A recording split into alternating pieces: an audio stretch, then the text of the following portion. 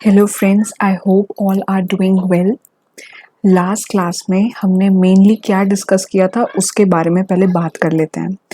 सबसे पहले हमने देखा था ऑडिटिंग क्या है, कंटिन्यूअस प्रोसेस है, उसके बारे में थोड़ी बहुत बातें करी थी। हमने ये भी पढ़ा था कि हम ऑडिट के प्रोसेस के दौरान प्लानिंग में चेंजेस कर सकते हैं। वैसे भी ऑडिट स्ट्रैटेजी में जब चेंजेस होंगे तो ऑटोमेटिकली ऑडिट प्लानिंग में भी चेंजेस करने पड़ेंगे। ठीक है। और इसके अलावा हमने देखा था अगर हम ऑडिट स्ट्रैटेजी ऑडिट प्लान को साथ में लेके चलें, क्योंकि हैं तो दोनों ही ऑडिटर की रिस्पॉन्सिबिलिटी, तो उसका एग्जाम्पल डिस्कस किया था। और इससे पहले हमने पढ़ा था डिस्क्रिप्शन ऑफ ऑडिट प्लान, अगर आपको याद हो, डेवलपमेंट ऑफ ऑडिट प्लान। ठीक है। तो ये टॉपिक्स कवर किए थे और लास्ट में हमने कवर किया था डायरेक्शन, सुपरविजन एंड रिव्यू। जो भी एंगेजमेंट टीम के मेंबर्स हैं उनके वर्क को रिव्यू करना है, ऑडिटर की ही ये रिस्पॉन्सिबिलिटी होती है। उसको ये चीज़ का प्रॉपर तरीके से ध्यान रखना पड़ता है कि वो अपने स्टाफ को, अपने टीम मेंबर्स को कैसे डायरेक्ट कर रहा है, उनके वर्क में सुपरवाइज कर रहा है। और वो डिपेंड करेगा ऑडिट के एरिया पे, एंटिटी का साइज क्या है, मटेरियल मिसस्टेटमेंट के रिस्क कैसे हैं, असेस्ड रिस्क। ठीक है, जो रिस्क के बारे में थोड़ा बहुत एनालिसिस ऑडिटर कर चुका है। ठीक, इन टॉपिक्स के बारे में हमने बात की थी। और आज जो हमें टॉपिक स्टार्ट करना था वो स्टार्ट करना था डॉक्यूमेंटेशन ऑफ ऑडिट प्लान। अब आप सोच रहे होंगे कि पूरा chapter as a whole, if I talk about this chapter, then why this chapter looks, every topic in this chapter is looking so similar. Like once, like we discussed about, firstly we discussed about audit plan, then we talked about audit strategy, उसके बाद हमने उनको, उनके relationship को देखा, उनको overall तरीके से देखा। फिर हमें ऑडिट स्ट्रैटेजी में क्या क्या प्रोसेस का ध्यान रखना पड़ता है, प्लान में क्या ध्यान रखना पड़ता है, प्लान में हमें क्या डिस्क्रिप्शन, क्या डेवलपमेंट में जैसे डिस्क्रिप्शन की ज़रूरत है, क्लाइंट के बिजनेस की नॉलेज की ज़रूरत है। तो ऐसा आपको लगेगा एज अ होल, अगर इस चैप्टर को पढ़ा जाए तो इस चैप्टर में काफ़ी चीज़ें इंटरलेटेड हैं। यस, इस चैप्टर में काफ़ी चीज़ें इंटरलेटेड हैं, and that is why it is necessary for all of us who are studying this topic. ठीक है। और रिवीजन से पहले पहले जो आप रीडिंग में ये अपना टाइम डिवोट करते हैं, तो उसमें आप इस चीज़ का ध्यान रखिए कि इस चैप्टर में शुरुआत में आपको कन्फ्यूजन्स क्रिएट होंगे, आपको बहुत सिमिलैरिटीज़ नज़र आएंगी, आंसर्स थोड़े से आपको ऐसा फील होगा कि आंसर्स बहुत ज़्यादा सिमिलर हैं एक दूसरे अलग अलग टॉपिक्स के, तो वो आपके माइंड में एक साथ मिक्स भी हो सकते हैं। ठीक। लेकिन आपको ऐसे ऐसे कीवर्ड्स, जैसे मैं आपको कीवर्ड्स बता रही हूँ, तो कीवर्ड्स के फॉर्म में अगर आप याद रखेंगे ना तो आप भूलेंगे नहीं कभी। अगर आप कीवर्ड्स के फॉर्म में, अगर कीवर्ड्स बेसिकली याद रखेंगे उस टॉपिक के, तो आप उस टॉपिक का रेफरेंस आपके माइंड में रहेगा। अब रही बात डॉक्यूमेंटेशन ऑफ ऑडिट प्लान की, तो इसमें हमें क्या पढ़ना है ये हम बात कर लेते हैं, इस टॉपिक के बारे में बात कर लेते हैं आज। देखिए बेसिकली होता क्या है, ऑडिट प्लान को हमें डॉक्यूमेंट करना है, तो ऑडिट स्ट्रैटेजी को डॉक्यूमेंट करना पड़ेगा, और उसके बाद फिर हम ऑडिट प्लान को देखेंगे। कोई चेंजेस हमने किए हैं एंगेजमेंट में, ऑडिट एंगेजमेंट में, तो उस पर ध्यान रखेंगे। ठीक है।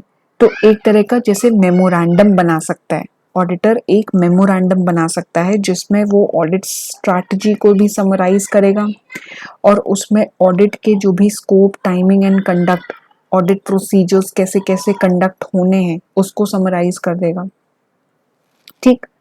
तो डॉक्यूमेंटेशन क्यों ज़रूरी है, डॉक्यूमेंटेशन से बेसिकली क्या पता चलता है, अगर हम डॉक्यूमेंटेशन की बात करें तो उससे क्या पता चलता है, डॉक्यूमेंटेशन से बेसिकली ये रियलाइज़ होता है कि हमारा ऑडिट में हमें क्या क्या प्रोसीजर्स कैरी आउट करने हैं, क्योंकि वो डिटेल्ड एक लेआउट होता है, डिटेल्ड रिकॉर्ड होता है। Further audit procedures carry out करने हैं असर्शन लेवल पे, यानी कि रिस्क्स को मिटिगेट करने के लिए। ऐसे 330 किस बारे में होता है, रिस्पॉन्सेस टू रिस्क्स। तो रिस्क को रिस्पॉन्ड करने के लिए अच्छी तरीके से, ताकि अगर रिस्क पूरी तरह से अवॉइड नहीं हो सकता है तो मिनिमाइज तो हो सकता है। लो लेवल पे मिनिमाइज तो हो सकता है ना, तो रिस्क को रिस्पॉन्ड करने के लिए भी ऑडिट में डॉक्यूमेंटेशन जो है प्लान का वो बहुत ज़रूरी है। ठीक है, तो इस बारे में है ये प्रॉपर जो ये टॉपिक का लेआउट दिया हुआ है, इस टॉपिक को डिटेल में प्रेजेंट किया गया है। अब इसमें जो भी ऑडिटर प्रोसीजर्स लगा रहा है, फर्दर ऑडिट प्रोसीजर्स लगा रहा है, ठीक है, ध्यान रखिएगा। इसके अलावा जो है ऑडिटर जो है स्टैंडर्ड ऑडिट प्रोग्राम्स अगर यूज कर रहा है, ठीक है, कोई सिग्निफिकेंट चेंजेस अगर हो रहे हैं ऑडिट स्ट्रैटेजी में, ऑडिट प्लान में, और वैसे भी ये चीज़ मैं आपको पहले ही बता चुकी हूँ कि प्लान स्टैटिक प्रोसेस तो है नहीं, तो प्लान में ऑब्वियस सी बात है चेंजेस होते ही रहेंगे। इसलिए जो भी चेंजेस हो रहे हैं प्लान में ऑडिट के, क्योंकि जो जो चेंजेस प्लान में होंगे वो क्यों होंगे, कोई सर्कमस्टांस अराइज हो रहा है, कोई सिचुएशन अराइज हो रही है ऐसी, तो ऑब्वियस सी बात है हम अगर ऑडिट स्ट्रैटेजी चेंज करें तो हमें ऑडिट प्लान भी चेंज करना पड़ेगा। ठीक है, तो इसलिए कोई भी चेंजेस भी हो रहे हैं तो वो भी डॉक्यूमेंटेशन का पार्ट होता है, और इसलिए यहाँ पे स्ट्रेस दिया गया है डॉक्यूमेंटेशन को लेके। अब कौन कौन सी चीजें ऑडिटर के डॉक्यूमेंटेशन का पार्ट बने, डॉक्यूमेंटेशन का पार्ट बने कौन कौन सी चीजें हैं, उसका यहाँ पे एग्जाम्पल फॉर्म में दिया हुआ है, तो वो हम एक बार ही कंसिडर कर लेते हैं। अब यहाँ पे देखिए कुछ बुलेट्स दिए हुए हैं, जैसे कि कुछ डिस्कशंस जो होते हैं एंटिटी के डिसीजन मेकर्स के साथ। अब डिसीजन मेकर्स कौन हो गए, अगर कंपनी की बात करूं तो कंपनी में जैसे हुए शेयर होल्डर्स, टीसीडब्ल्यूजी यानी कि टीसीडब्ल्यूजी के those charge with governance, TCWG के बारे में मैंने आपको बताया था पहले। तो कोई भी डिस्कशन अगर एंटिटी के, बिजनेस के जो डिसीजन मेकर्स हैं वो ले रहे हैं, वो डिस्कशन कर रहे हैं, वो ऑडिटर अपना डॉक्यूमेंट कर ले।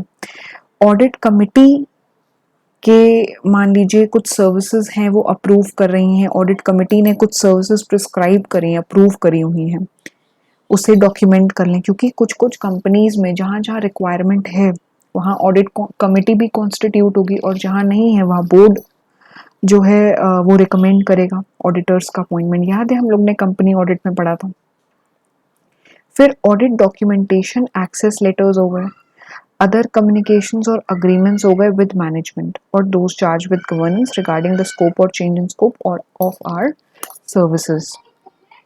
ऑडिटर की रिपोर्ट हो गई फाइनेंशियल स्टेटमेंट्स पे, ऑडिटर की रिपोर्ट हो गई फाइनेंशियल स्टेटमेंट्स पे एंड अदर रिपोर्ट्स हो गई। ठीक है, तो यहाँ पे कुछ बातें लिखी हुई हैं। क्या बातें लिखी हुई हैं, थोड़ा सा हम इसको और ज़्यादा डिटेल में पढ़ते हैं। देखिए होता क्या है, डॉक्यूमेंटेशन तो कर ले ऑडिटर, लेकिन डॉक्यूमेंट करे क्या, मेन दिक्कत यही आती है। ठीक, तो अगर मैं बात करूं डॉक्यूमेंटेशन, सॉरी शायद voice was not audible. Okay, so now what I was speaking about was that audit documentation में कुछ मैटर्स कंसिडर करने पड़ते हैं। ठीक है, और वो मैटर्स ये भी होते हैं कि जो भी ऑडिटर अपना डिटेल्ड फॉर्मेट लेआउट करे उसमें एंटिटी के बीच में, एंटिटी में जो टॉप लेवल गवर्नेंस के लोग हैं, शेयर होल्डर्स हैं, मेंबर्स हैं, वो जो भी डिसीजंस ले रहे हैं, मैनेजमेंट के जो अग्रीमेंट्स हैं, मैनेजमेंट के जो रिप्रेजेंटेशंस हैं, फिर अगर कोई ऐसे लेटर्स हैं जिसमें किसी के राइट्स ऑब्लिगेशंस डिफाइंड हैं, एक्सेस लेटर्स हो गए। ठीक, ऑडिट कमिटी ने कोई सर्विस अप्रूव करी है तो उसके बारे में चीज़ें हो गई। ठीक, एंड इसके अलावा क्या है, मान लीजिए कोई और रिपोर्ट है, ठीक, एंगेजमेंट अग्रीमेंट में, या फिर जो ऑडिटर की रिपोर्ट है फाइनेंशियल स्टेटमेंट्स पे, वो भी डॉक्यूमेंटेशन का पार्ट फॉर्म करती है। तो ये है ऑडिट डॉक्यूमेंटेशन। ऑडिट डॉक्यूमेंटेशन क्यों ज़रूरी है, इसलिए ज़रूरी है क्योंकि उसमें एक डिटेल्ड व्यू मिलता है ऑडिट प्रोसीजर्स का, प्लस क्या क्या रिस्क असेसमेंट प्रोसेसेस फॉलो करने हैं, कैसे रिस्पॉन्ड करना है रिस्क को, असेस्ड रिस्क को।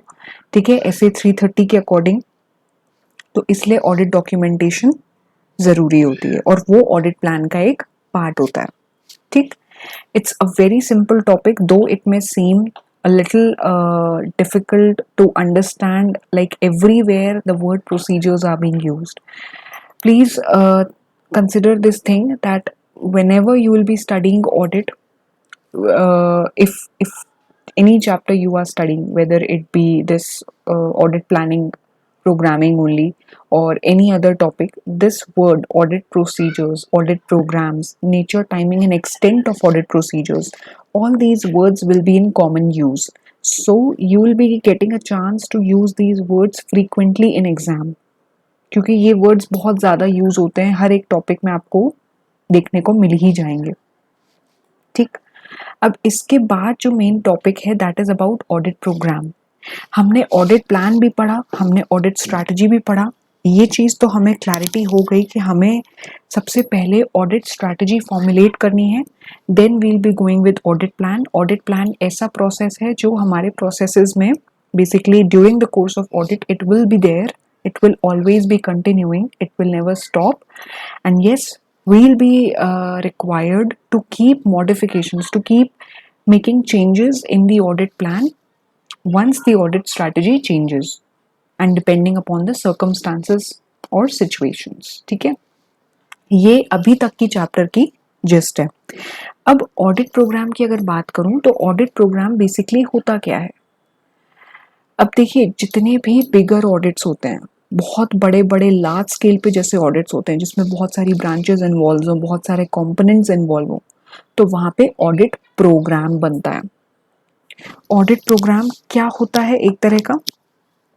अब देखिए, ऑडिट प्रोग्राम की बात आई है तो मैं आपको एक फॉर्मेट भी दिखाऊंगी, नेक्स्ट क्लास में दिखाऊंगी ऑडिट प्रोग्राम का।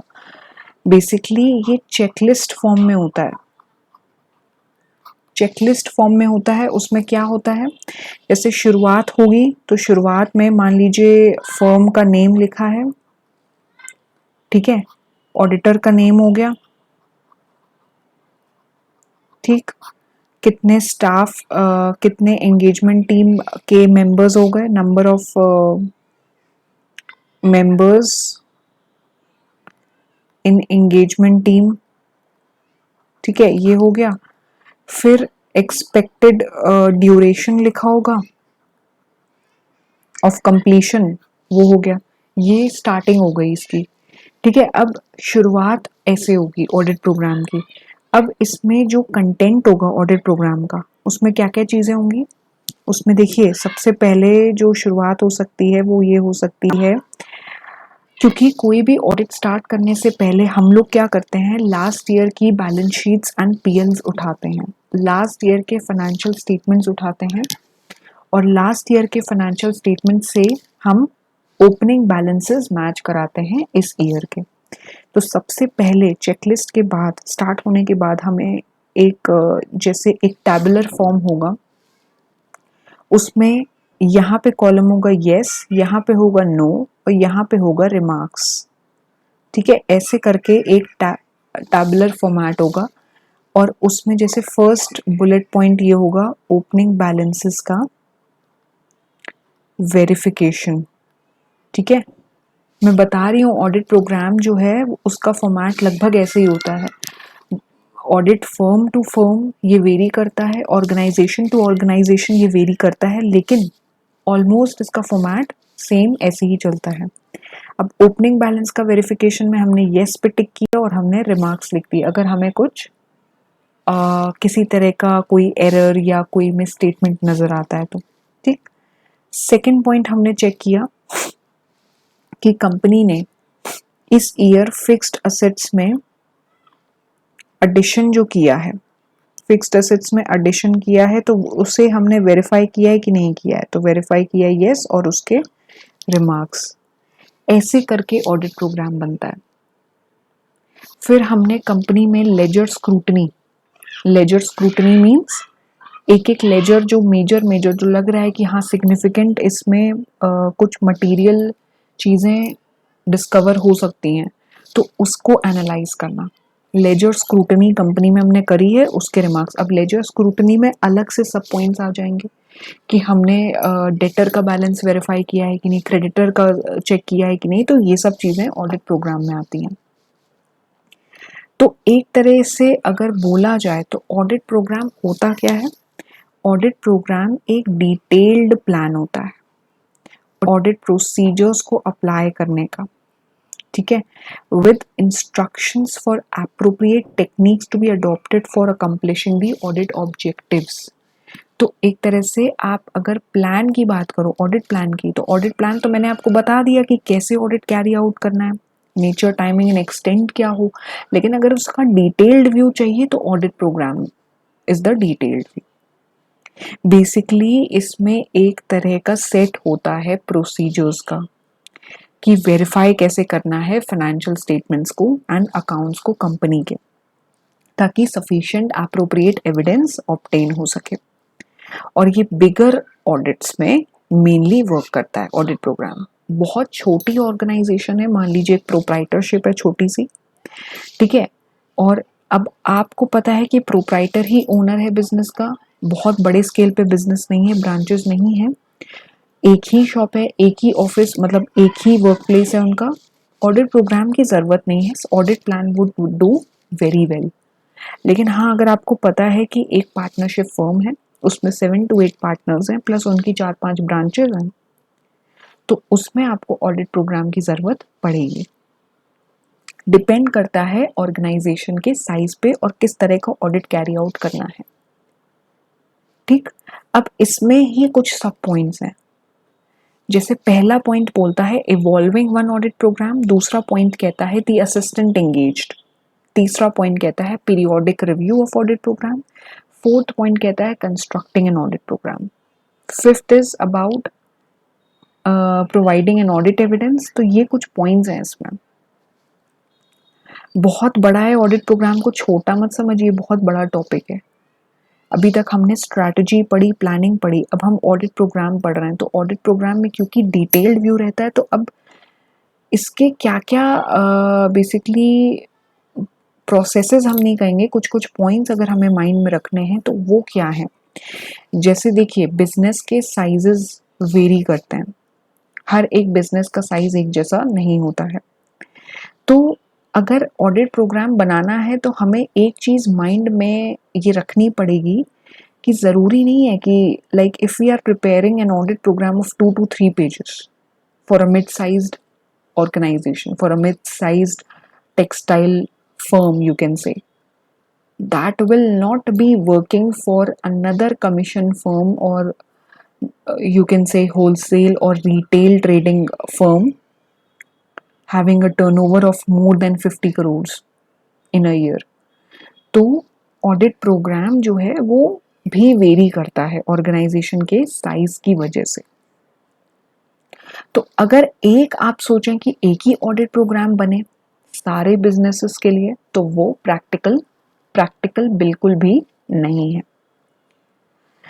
इसलिए ऑडिट प्रोग्राम में अलग अलग आप गूगल पे भी सर्च करेंगे, आपको ऑडिट प्रोग्राम का फॉर्मेट ज़रूर मिलेगा, लेकिन वो ऑडिट प्रोग्राम खुद ऑडिटर को मॉडिफाई करना पड़ता है ऑर्गेनाइजेशन के हिसाब से। ऑर्गेनाइजेशन किस टाइप की है, क्या साइज है, क्या नेचर है, क्या किस तरह का ट्रेड है।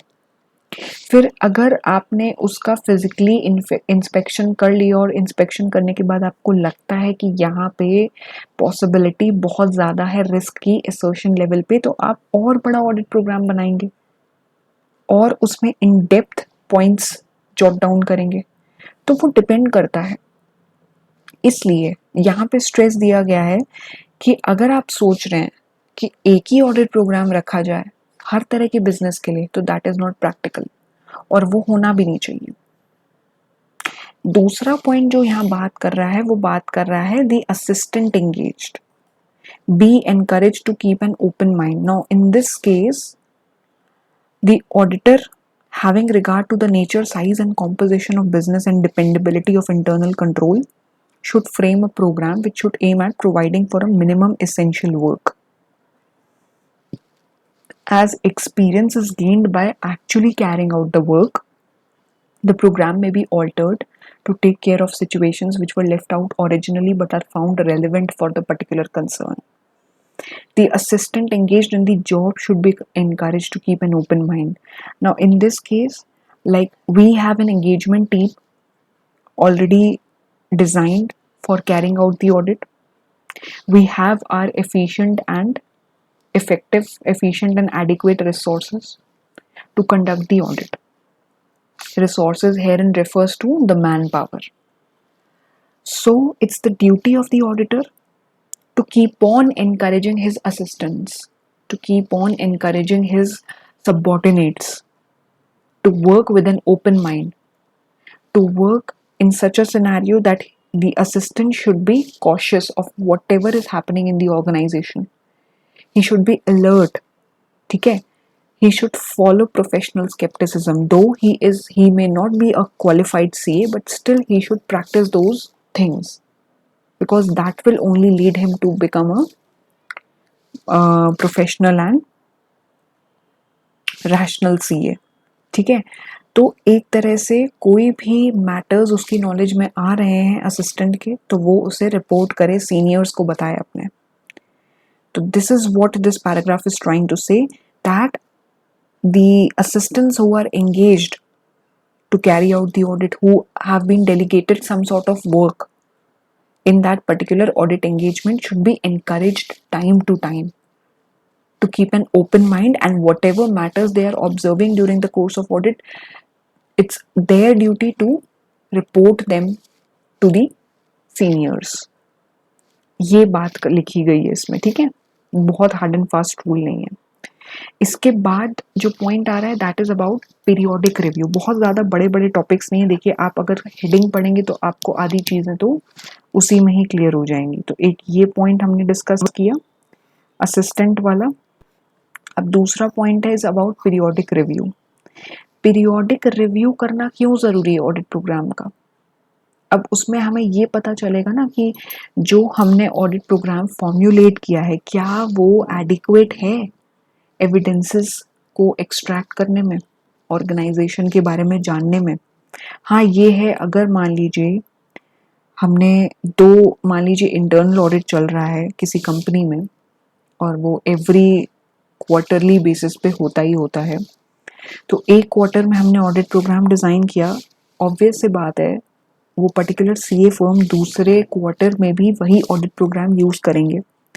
लेकिन जब वो दूसरे क्वार्टर में यूज़ करेंगे तो उसमें वो ये चीज़ देखेंगे कि हाँ, क्या हमारा ये ऑडिट प्रोग्राम पूरी तरह से सेल्फ सफिशिएंट है ऑर्गेनाइजेशन में एविडेंसेस को एक्सट्रैक्ट करने में एंड सिग्निफिकेंट मैटर्स को नोट करने में. मान लीजिए बिजनेस पॉलिसी में कोई चेंज हो गया, ठीक है, तो उस केस में हमें ऑडिट प्रोग्राम भी चेंज करना पड़ेगा. या क्लाइंट को इतना नॉलेज नहीं है बिजनेस पॉलिसी का, अगर कोई चेंजेस आए हैं और क्लाइंट ने वो फॉलो नहीं किए हैं, तो उस हिसाब से फिर हमें ऑडिट प्रोग्राम भी मॉडिफाई करना पड़ेगा, और उसमें ऑडिटर को हमेशा अलर्ट रहना होगा. नहीं तो उसके नेग्लिजेंस से, क्योंकि क्लाइंट को तो वैसे ही नॉलेज नहीं रहती है, और अगर क्लाइंट इग्नोरेंट है, क्लाइंट अवेयर नहीं है, ऑडिटर भी अगर नेग्लिजेंस शो करेगा तो उस केस में वो प्रोफेशनल मिसकंडक्ट हो जाएगा उसके लिए. प्रोफेशनल एथिक्स में प्रॉपर एक एक पॉइंट वाइज मिसकंडक्ट्स की पूरी लिस्ट है कि वो ऑडिटर को फेस करनी पड़ सकती हैं, उसमें कॉन्सिक्वेंसेस, लीगल कॉन्सिक्वेंसेस अगर वो फॉलो नहीं करता है तो इसलिए पीरियोडिक रिव्यू करना ज़रूरी है. ठीक, जैसे इसमें एग्जाम्पल दिया हुआ है कि अगर एक फाइनेंसिंग हाउस की ब्रांच का ऑडिट है, उसका ऑडिट प्रोग्राम ड्रॉ हुआ था बहुत साल पहले, और व्हीकल की जैसे फाइनेंसिंग हाउस एक तरह से जैसे नॉन बैंकिंग फाइनेंशियल इंस्टीट्यूशंस होती हैं, तो उस तरह से ही मान लीजिए कोई फाइनेंसिंग कंपनी है और वो मेनली उसका वर्क है व्हीकल्स के लिए लोन्स फाइनेंस करना, और मान लीजिए व्हीकल्स को लेके उनकी लोन सैंक्शनिंग को लेके कोई पॉलिसी में चेंज हुआ है, या रियल एस्टेट मान लीजिए हाउस लोन को लेके, होम लोन की पॉलिसी को लेके कोई चेंजेस आए हैं, तो उस केस में अगर ऑडिटर ने वो ध्यान नहीं दिया और उसी ऑडिट प्रोग्राम को कंटिन्यू किया जो 4-5 साल से चला आ रहा है, तो उसमें उसका वो ग्रॉस नेग्लिजेंस माना जाएगा। तो पीरियोडिक रिव्यू होना बहुत ज़रूरी है। क्लाइंट के ऑपरेशंस का पता चलता है, क्लाइंट का इंटरनल कंट्रोल भी पीरियोडिकली रिव्यू हो जाता है उस केस में, ठीक है। और कोई भी इनएडिक्वेसीज हैं, रिडंडेंसीज हैं, तो वो नोटिस में आ जाती हैं, जैसे कि यहाँ पे मेंशन्ड है, ठीक है।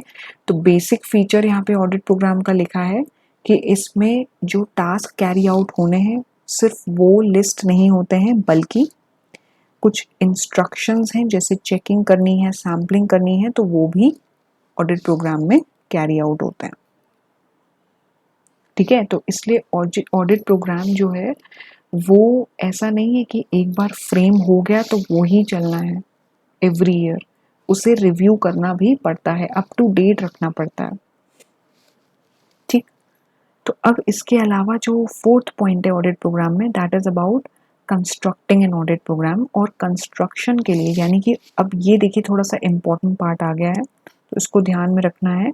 कंस्ट्रक्शन के लिए हमें कुछ पॉइंट्स ध्यान में रखने हैं। ऑडिट प्रोग्राम बनाते टाइम क्या क्या पॉइंट्स का ध्यान रखना है, उसके बारे में यहाँ पे बात लिखी हुई है। तो देखिए, ऑडिट प्रोग्राम बनाते टाइम सबसे पहले तो आपको असाइनमेंट के स्कोप में रहना है। जितना वर्क आपको असाइन हुआ है उसको ही ध्यान में रखते हुए ऑडिट प्रोग्राम बनाना है। फिर कोई भी एविडेंस है जो कि अवेलेबल है, और मान लीजिए कोई एविडेंस अवेलेबल है, वो देखिए, उसको एनालाइज करिए, ठीक है, क्योंकि वो डॉक्यूमेंट होगा।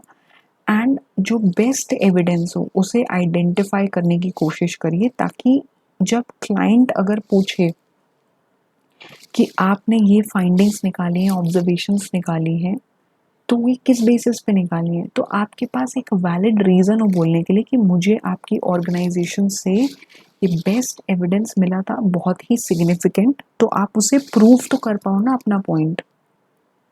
इसलिए यहाँ पे लिखा है determine the evidence reasonably available and identify the best evidence for deriving necessary satisfaction. फिर थर्ड पॉइंट कहता है कि वही स्टेप्स एंड प्रोसीजर्स लगाइए जो कि यूजफुल हैं वेरिफिकेशन में। बहुत ज़्यादा हैफर्ड वर्किंग नहीं करनी है, ये भी नहीं करना है कि हर तरह के प्रोसीजर्स लगा रहे हैं, क्योंकि जितने पार्ट्स में वेरिफिकेशन करना है, बहुत बड़ी ऑर्गेनाइजेशन है, लेकिन वेरिफिकेशन हमें कुछ ही एरियाज में करना है जहाँ पे रिस्क की पॉसिबिलिटीज़ हैं। तो जहाँ पे रिस्क की पॉसिबिलिटीज़ हैं वहीं पे स्टेप्स एंड प्रोसीजर्स अच्छे से कैरी आउट होंगे, डिटेल्ड मैनर में। एरर की कहाँ कहाँ पॉसिबिलिटीज़ हो सकती हैं उसे देखना है, एंड सारे प्रोसीजर्स को एक साथ लेके चलना है, यानी कि कोऑर्डिनेट करना है। तो ये कुछ पॉइंट्स हमें याद रखने हैं ऑडिट प्रोग्राम को कंस्ट्रक्ट करने से पहले। आई होप आप सबको समझ आए होंगे। और फिफ्थ पॉइंट इसका क्या कहता है? फिफ्थ पॉइंट बात करता है एविडेंस की। अब देखिए, एविडेंस क्योंकि ऑडिटर का एक तरह का टूल होता है, बहुत ही सिग्निफिकेंट टूल होता है, क्योंकि उससे वो अपना ओपिनियन फॉर्म करता है एक एंटरप्राइज की फाइनेंशियल स्टेटमेंट्स के बारे में। अगर उसे एक सपोर्टिव एविडेंस मिलता है सारे प्रोसीजर्स कैरी आउट करने के बाद, तो वो अपना पॉइंट भी जस्टिफाई कर पाता है, अपना केस रेस्ट कर पाता है, क्लाइंट को बता पाता है, अच्छे से कन्विंस कर पाता है कि आपकी ऑर्गेनाइजेशन में ये एरर्स हैं, ये एविडेंसेस मिले हैं जो जस्टिफाई करते हैं कि आपकी ऑर्गेनाइजेशन में ये एरर्स बहुत ही प्रेवलेंट हैं।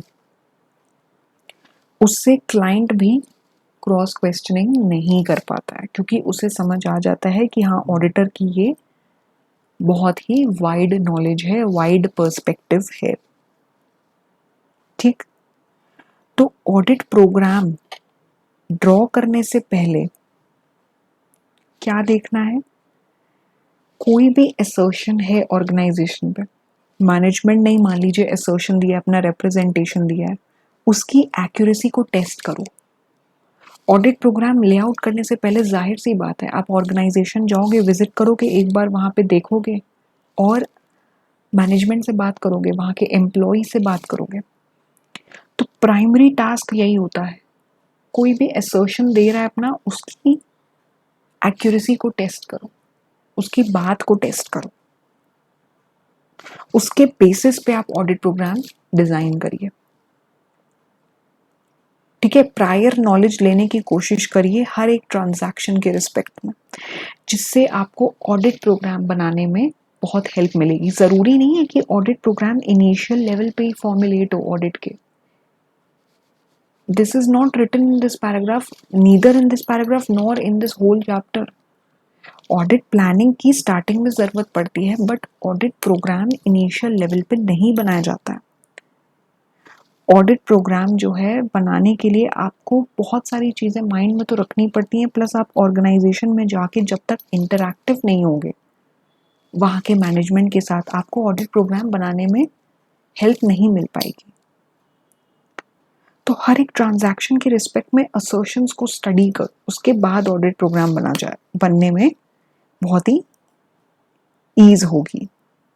जैसे एग्जाम्पल्स अब इसमें लिस्टेड है। फॉर एग्जाम्पल, अब प्राइस लिस्ट है ऑर्गेनाइजेशन की, आपने प्राइस लिस्ट देखी। अब आप फर्स्ट टाइम विजिट कर रहे हो कोई ऑर्गेनाइजेशन, तो आप क्या करोगे वहाँ पे? सबसे पहले कोशिश आप क्या करते हो? इंटरनल ऑडिट रिपोर्ट दिखाइए। अच्छा, स्टॉक ऑडिट हुआ है उसकी रिपोर्ट दिखाइए।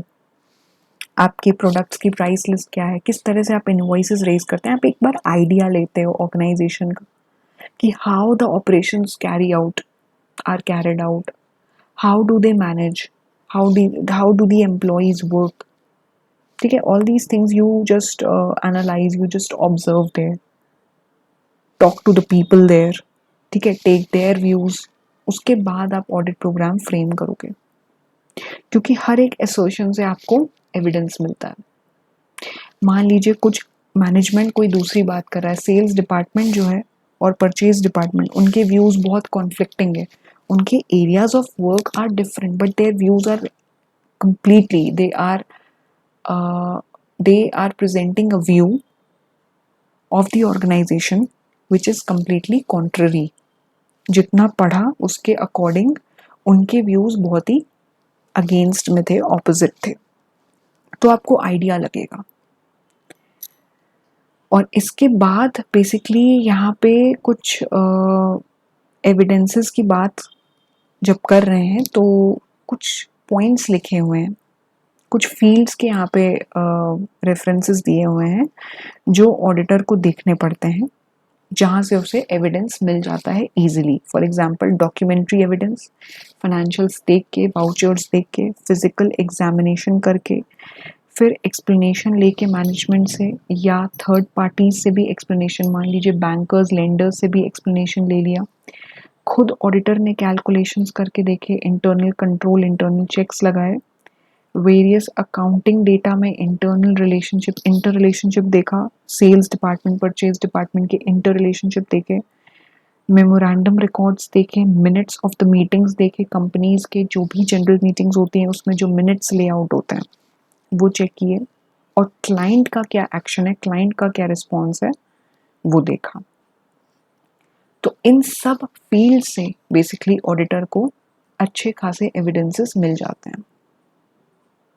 जैसे एग्जाम्पल दिया हुआ है कि कैश इन हैंड के लिए बेस्ट एविडेंस इज काउंट, और for investment pledged with a bank the bankers certificate. Investment pledged with a bank means एक बैंक में मान लीजिए कंपनी ने लोन लिया है अपनी इन्वेस्टमेंट को, मॉर्टगेज तो नहीं बोलेंगे क्योंकि मॉर्टगेज हम इमूवेबल प्रॉपर्टी के लिए यूज करते हैं, प्लेज करके इन्वेस्टमेंट के अगेंस्ट में बैंक से लोन लिया है, तो बैंकर का अगर सर्टिफिकेट मिल जाए जिसमें स्पेसिफाइड हो कि हाँ कंपनी ने इस इन्वेस्टमेंट के अगेंस्ट में लोन लिया है, तो उससे प्रूव हो जाएगा कि हाँ कंपनी ने जो अपनी बुक्स में शो किया है दैट इज करेक्ट लोन के रिस्पेक्ट में। ठीक है, तो ये कुछ बातें यहाँ पे लिखी हुई हैं।